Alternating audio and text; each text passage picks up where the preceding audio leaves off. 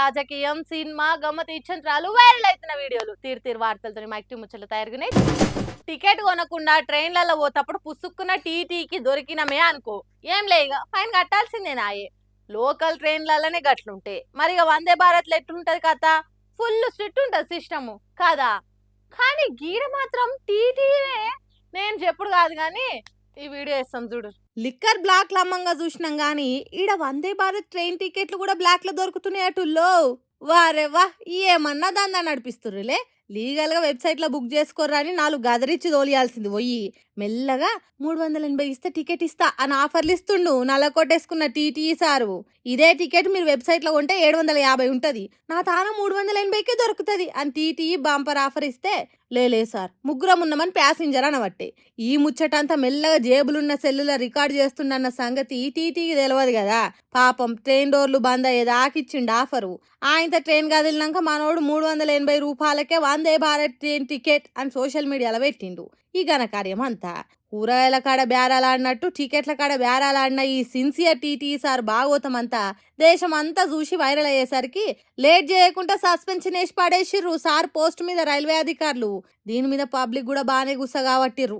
మన దేశం ఇజ్జతు ఎవడో తీయాల్సిన పని లేదబ్బా. మన వ్యవస్థలను ఎవడో వచ్చి ఖరాబ్ చేయాల్సిన అక్కర్నే లేదు. పెద్ద పెద్ద చదువులు చదివి ఇట్లాంటి కొలువులు ఎలుగబెట్టే కొందరు అధికారులే చాలు నాశనం చేయనికే. ఇవాళ రేపు నీతిగా ఏ పని జరుగుతుంది చెప్పుండ్రి, అంతా అవినీతే, పైసే పరమాత్మ అయిపాయే అని మాట్లాడుకోబట్టే చూసినోళ్ళు కూడా. మందికి నీతులు చెప్పాలంటే ముందు మనం మంచిగా ఉండాలి అంటారు. అందుకే దేశం కోసం ధర్మం కోసం అని మనం మంది ముంగట్టుకోయే ముందుగాల మన పార్టీ పతారా పలసగా చేస్తట్టు ఏమన్నా ఉన్నాయా అని చూసుకోవాలనే పనులే పడ్డట్టుండు కదా మోడీ సారు. అందుకే క్యాబినెట్లకు వెళ్ళి బండి సంజయ్ను బండి మీరు సైడ్ రండి అనబోతుండట. మరి ఈ ముచ్చట నిజమెంత అబద్ధమెంత? ఆసారంలో గనెట్రాలెత్తయ్యా బండి సంజయ్కు బ్యాడ్ టైం బ్యాండ్ బజాయించినట్టే కొడుతున్నది కదా. ఆయన కుతికే కూలవాడంగా కాషాయం కండు వేసినన్నా, కమలం పార్టీ కోసం పనిచేసినన్నా అని చెప్తుంటే అదే ఫ్లోలో హైకమాండ్ ఏమో నిన్ను పక్కకు పెడుతున్నావన్నా, నువ్వు సైడ్ ఉండన్నా అని అనబోతురానే గట్టిగా నడుస్తున్నది.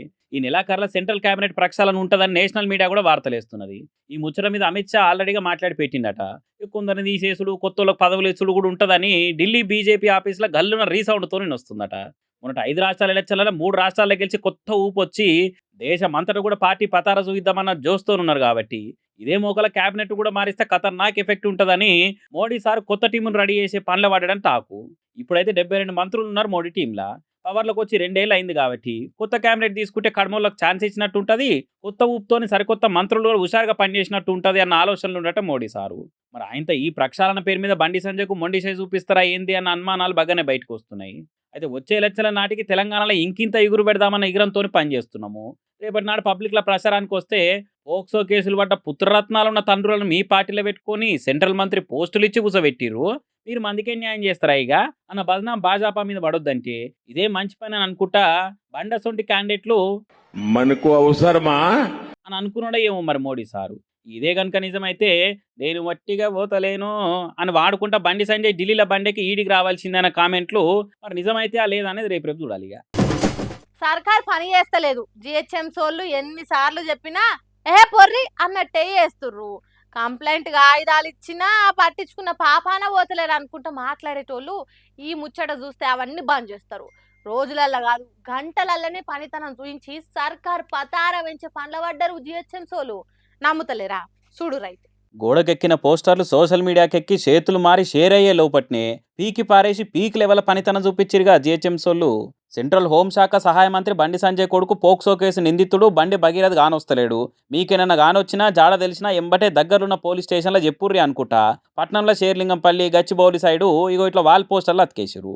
పోస్టర్లు వేస్తే పొట్టు పొట్టు బద్నామైతాం అనుకున్నారో లేకుంటే రోడ్డు పట్టు పోయేటోళ్ళంతా చూసి అవును ఇంకా అరెస్ట్ చేయకుంటే ఎందుకు కుట్టుర్రు, ఓ సెంట్రల్ మినిస్టర్ కొడుకు మీద కేసు పడితే 5-6 రోజుల సంది జాడపత్త లేడంటే ఏమనుకోవాలని మాట్లాడుకుంటారు అనుకున్నారో ఏమో గానీ ఇట్లా తెల్లారే వరకలా జిహెచ్ఎంసీలతో మొత్తం వీకేపిచ్చిరుగా అనుకుంటా పీకేయక ముందటి పోస్టర్ల ఫోటోలకు అటాచ్ చేసి ఈ వీడియోలను కూడా సోషల్ మీడియాలో తిప్పబట్టింది జనాలు. సరే గోడలు ఖరాబ్ అనో జనాలకు డిస్టర్బెన్స్ అనో పీకేసిరు, సరే మంచిది. మరి ఇదే హైదరాబాద్లో మొగలయ్య బొమ్మ మీద పోస్టర్లు అతికేసి పురాగ ముఖమే కాని రాకుండా చేసే వరకలా పాపం ఆయననే నీళ్లు కొట్టి మరీ చేయితోని పోస్టర్లు కూడా వీకేదాకా చూస్తారు. సోషల్ మీడియాలో ముచ్చట పెద్దగా సొట్లు పెట్టే వరకలు అప్పుడు రప్పున రంగంలో దిగి మేము ఉన్నాం కదా మేము చేస్తాం ఆ పని అని అంటారు. పద్మశ్రీ వచ్చిన ఓ కళాకారుడికి గంత అవమానం జరిగిందని, నెలల సంధి పోస్టర్లు గానొచ్చినా పట్టించుకున్న పాపాన పోని ఇదే సర్కారు ఇంకా గోడకేసిన లై కూడా ఆరకముందే ఇట్లా బండి భగీరథ్ పోస్టర్లు వీకెప్పించిరంటే పని స్పీడ్ అవుతుంది అని మెచ్చుకోమంటారో లేకుంటే సర్కార్కు ఎవరు చురుకులు పెట్టొద్దన్న అత్యుత్సాహమో తెలియదుగా మరి అని అనుకుంటే గట్టిగానే కామెంట్లు వేసి రోస్ట్ చేస్తుర్రు ఈ పోస్టర్ల ముచ్చట చూసిన నెటిజనాలు. అప్పట్లో బీకామ్ లో ఫిజిక్స్ ఉంటదని చెప్పి జలీల్ ఖాన్ అనే లీడర్ ఫుల్ ఫేమస్ అయిపోయి మస్తు మీమ్స్ ట్రోల్స్ వచ్చినాయి యాదుందా? అప్పటి సంది ఎవరన్నా లీడర్లు చదువుల గురించి డిగ్రీల గురించి మాట్లాడాలంటేనే జర వెనక ముందు చూసి మాట్లాడుతురు.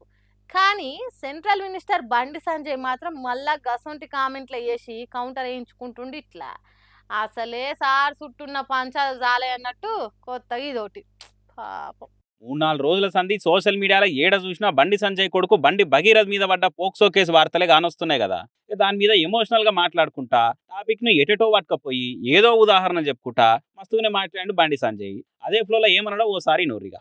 ఒక అమ్మాయి ఇంటర్మీడియట్ అమ్మాయి అన్ని సబ్జెక్టులో హైయెస్ట్ మార్క్స్ కానీ సోషల్లో 0 మార్క్స్ అన్న 95 సోషల్లో 0 మార్క్స్. ఇది తప్ప కాదా? నాకు అర్థం కాలేదు సార్. ఇంటర్లో సోషల్ ఎప్పుడు పెట్టిరు సార్ అసలు? కాకపోతే 10th దాకా ఉంటుంది. 10th అంటే కదే అప్పట్లో మీరు హిందీ ఎగ్జామ్ పేపర్ లీక్ చేసిరని అరెస్ట్ చేసి జైలు కేసుకపోయి చూసిర్రా ఆ క్లాసులో 10th లాస్ట్ ఇక. ఇంటర్లో ఏ గ్రూపులు ఉండదు ఇక సోషల్ అని అనుకుంటా బండి సంజయ్ మాటలకు మస్తుగా ట్రోల్ చేస్తారు సోషల్ మీడియాలో. అంటే పాపం 5-6 రోజుల సంది కొడుకు మీద పోక్సో కేసు వార్తలు ఆ పంచాయతీలే ధమాక్లా తిరుగుతుండే వరకలా ఇట్లా ఎటేటో మాట్లాడుతున్నట్టున్నాడు తీరి. లేకుంటే సెంట్రల్ మినిస్టర్ సార్కు ఇంటర్లో సోషల్ ఉండదు అని తెలియదా కానీ. ఇన్ని దినాలేమో బండి భగీరథ్ కేసు ముచ్చట మీద కవిత ఒక్క మాట కూడా మాట్లాడలేదు. ఒక ఆడవిల్ల నాకు న్యాయం చేయురని పోక్సో కేసు పెట్టి కొట్లాడుతున్నా కూడా ఓ మహిళా లీడర్లు కనీసం సపోర్టు పోస్ట్ కూడా పెట్టలే అని సోషల్ మీడియాలో తలో తీరు మాట అనే వరకల్లా ఇవాళ బయటకు వచ్చి మాట్లాడింది. కానీ ట్విస్ట్ ఏంటంటే మాట్లాడక ముందు కంటే మేడం మాట్లాడిన మాటలు విన్నాక ఆమెను ఎక్కువ ట్రోల్ చేస్తారు. ఇట్లా తెలంగాణకు అమ్మనైతా తల్లి ప్రేమ చూయించి పబ్లిక్ తిప్పలు తీరుస్తా అని పార్టీ పెట్టినాడు డైలాగులు దంచుకొట్టిన కవిత బండి భగీరథ మీద పడ్డ పోక్సో కేసు మీద ఒక్క మాట మాట్లాడదా మరి అని అనుకుంటా అందరు అచ్చింతలు వేసే వరకలా ముచ్చటేటో ఓతట్టుంది అనుకుంటా మొత్తానికి ఇలా ప్రెస్ మీట్ పెట్టి మాట్లాడింది కవితక్క. మరి ఆలస్యమైన అన్ని అరుచుకొని లోపల రీసెర్చ్ చేసి మైనర్ బుజ్జికి బరాబర్ న్యాయం చేయాలని లడాయి చేస్తుంది కావచ్చు అని అనుకున్నారు అంతా. కానీ అట్లా కాకుండా బండి భగీరథ మంచోడే పాయంత కేసు కొట్టేసినా ఉన్నా ఎట్లా అని ముందుగానే ఏం మాట్లాడతారని ఎంతో ముద్దుగా చెప్తుంది ఇనూరి. రేపు పొద్దున బండి సంజయ్ గారి అబ్బాయి దోషి కాదు అని తేలినా దోషి అని తేలినా సమాజం మగపిల్లల్ని క్షమిస్తుంది కానీ ఆడపిల్లలకు మాత్రం కంప్లీట్గా లైఫ్ బర్బాద్ అయ్యే పరిస్థితి ఉంటుంది. మరి సోషల్ మీడియా చూస్తలేదో లేకుంటే పక్క పంటలు ఏమైనా ఎడిటింగ్లు చేసి చూపిస్తురో కానీ ఇదివరకు తోటిపోరల తోలు ఊసిపోయేటట్టు కొట్టింది, మందిల్నే తాగి తందనాలాడింది, ఆడవిల్లలతో అడ్డగోలు ఫోటోలు దిగింది, అన్ని దేశమంతటా వైరల్ అవుతుంటే ఒక ఆల మంచోడై కేసు పోతే ఎట్లా అని మాట్లాడుతుందంటే మరి మేడంకే తెలియాలి ఇక అని అనుకుంటా కామెంట్తో కన్నెర చేస్తారు ఈ మాటలు వాళ్ళంతా. ఇవే కాకుండా ఇక కవితకి ఏమంటదంటే ఒక అమ్మాయి ఆమె మైనరో కాదో అనేటటువంటి చర్చ ఉంది. అచ్చా మైనర్ కాకుంటే పోలీసులు పోక్సో అని కేసు ఎందుకు రాస్తారక్క? 18 ఏళ్ళు ఉన్నాయా ఇంకా తక్కువనే ఉన్నాయా అని అరుచుకున్నాకనే కదా కేసు రాస్తారు.